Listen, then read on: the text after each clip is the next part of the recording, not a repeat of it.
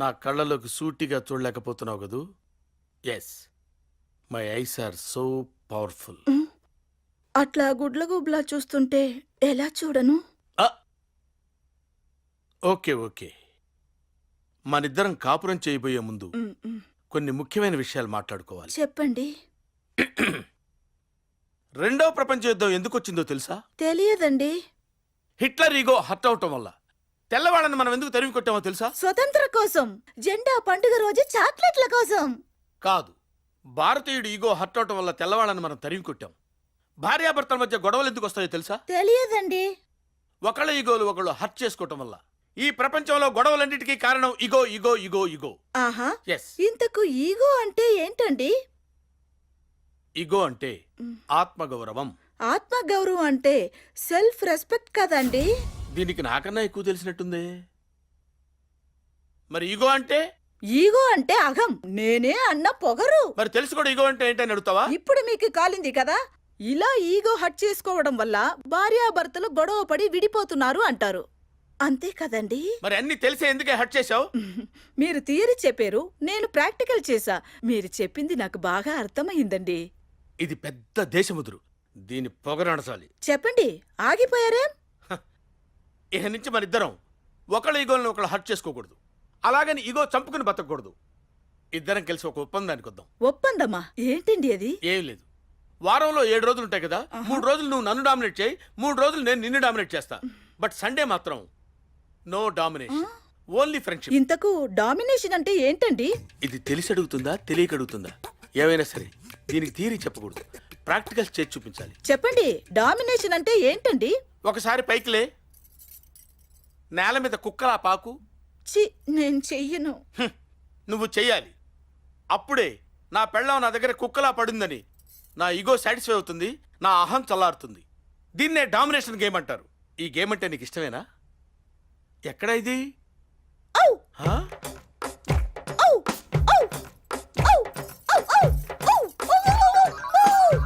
Very good baby, very good. Come on, get up, get up. ఒక్కసారి నన్ను వాటేసుకో. ఏంటిది? అదరగల ప్రేమగా లవ్లీగా వచ్చి కౌగిలించు. సరేనండి. రా రా. ఓహో, నువ్వు నన్ను ఎత్తుకుని ఆ మంచం మీద పడుకోబెట్టు. పందిలాగా ఉన్నారండి, మొయ్యలేనండి. పంది గింది కుక్క నక్క అని మాట్లాడకూడదు, అడ్డగాడిదే. నేను నిన్ను తిట్టొచ్చే, నువ్వు నన్ను తిట్టకూడదు. ఎత్తుకొని మంచం మీద పడుకోబెట్టు. కమాన్.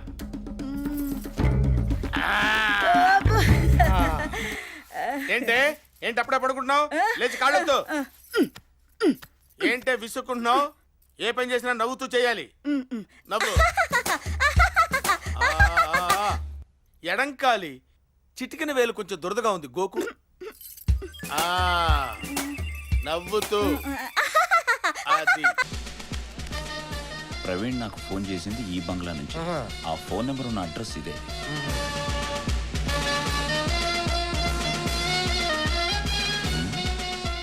వీడినెక్కడో చూసినట్టుంది.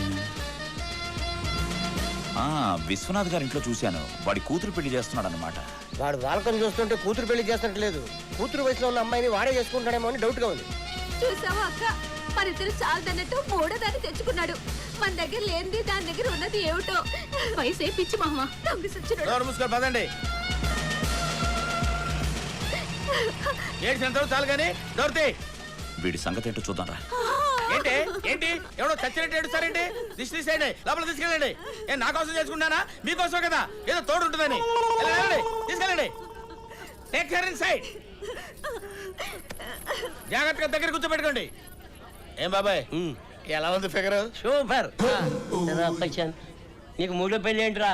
అంటే 2 పెళ్లిళ్ళకి నువ్వు రాలేదు కదా బాబాయ్, 3వ పెళ్లి చూసి చచ్చిపోతావు చేసుకున్నా. అవునమ్మా, మీకోసమే చేసుకున్నాను రా. మీకు ఇంగ్లీష్ నేర్పడానికి టీచర్ కావాలి కదా, అందుకని చేసుకున్నా. మ్యాథ్స్ నెక్స్ట్ ఇయర్ చేసుకుంటానా? హెడ్ మాస్టర్ చేసుకోవచ్చుగా, అన్నీ నేర్పించుద్ది.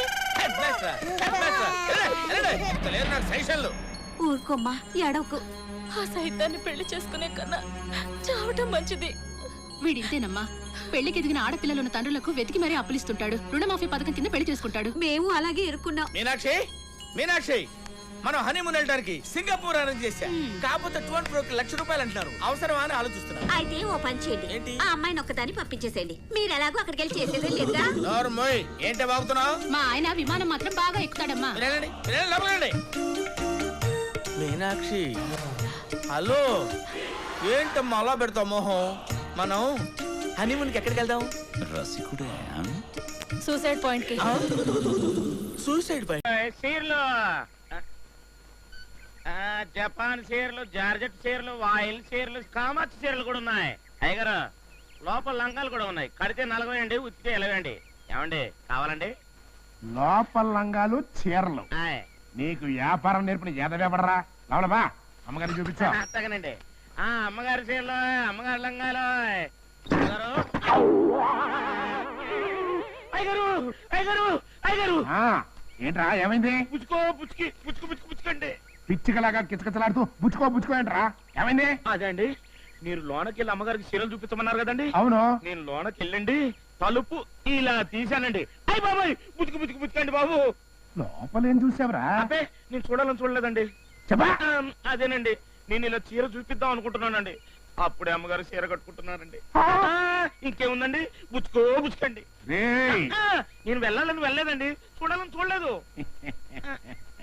చూడన్నా, ఇక్కడ నువ్వు చూసింది చూడనట్టుగా ఏమీ జరగనట్టుగా అంత మర్చిపో. అంతేగానండి. ఈ విషయం ఇంకెవరికైనా చెప్పడం గాని మళ్ళీ ఈదిలోకి రావడం గాని జరిగిందో నీ కాళ్ళు చేతులు ఎర్రగొట్టి బుచ్చుకో కాదు, నీ చేతిలో బొచ్చు పెడతా, అడుక్కు తింటా. అయ్య బాబాయ్, నేను ఇక్కడ చూసినట్టు మర్చిపోతానండి.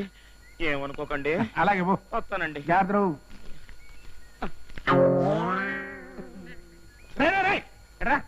మళ్ళీ లోపలికి వెళ్తున్నాడు రా. ఏం లేదండి, అమ్మగారు కంగారు పడతారో ఏమో.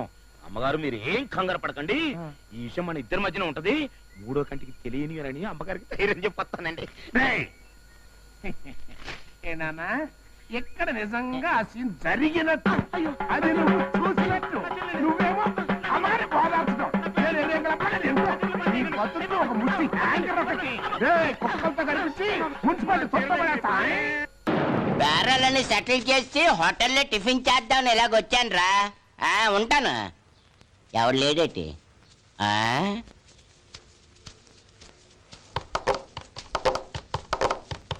Sir puri ready. ఏంటా పూరి మీద చేయి పెట్టి తీసుకొస్తున్నావు ఏంటి? కిందడితే చెయ్యి కాలద్దని. భలే జోకరవా నువ్వు. ఆల్రెడీ 3 సార్లు కిందడి. ఈ సప్లైర్ గాడే బస్సులో నన్ను తోసేసి నరకం చూపించిన కండక్టర్ లాగా ఉన్నాడు. నో డౌట్ ఆడే దా ఇవాళ నీకు పంచి రాస్తాను రారా. కాఫీ ఏం కావాలండి? నువ్వా? ఏం చాపుతున్నావా? ఏటి అవుతారా? కండక్టర్ ఉద్యోగానికి పంచరైంది ఏంటి? సర్లే మెయ్యడానికి ఏటున్నాయో చెప్పు. పచ్చగడ్డి, ఎండుగడ్డి, తౌడు చెక్క, కందిగట్ట. నీ కంటికి నేను పశువులే కనబడుతున్నా నేటి. మేత్తానికి ఏమున్నాయని అడిగారు కదా, పశువులే మేస్తాయి మరి. మనుషులు తింటారమ్మా.